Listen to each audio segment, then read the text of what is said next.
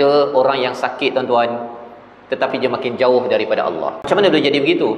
Dia kata, Allah, mengapalah kau bagi aku sakit? Tak boleh ke bagi sakit pada orang lain? Kan? Ya Allah, mengapalah kau bagi keluarga aku pula yang bermasalah? Keluarga orang lain tu tengok tenang je.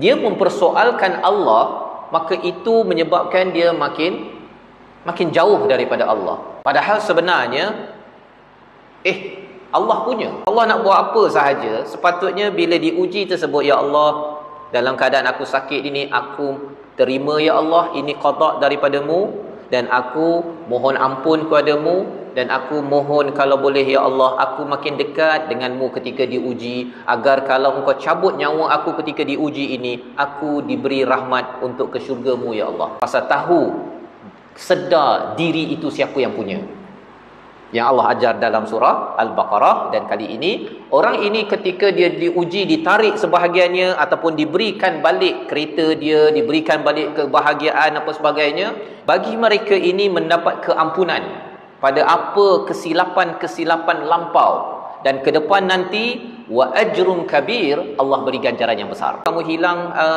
kesihatan tangan, kesihatan kaki, nanti Allah bagi ganjaran lebih daripada apa yang kamu pernah nikmati selama hari ini. Maka kesannya tuan-tuan, bagi balik kita punya kaki, kesihatan, kebahagiaan dan ganjaran besar itu, maksudnya terutama di syurga, maka tidak ada putus lagi dah selepas ini.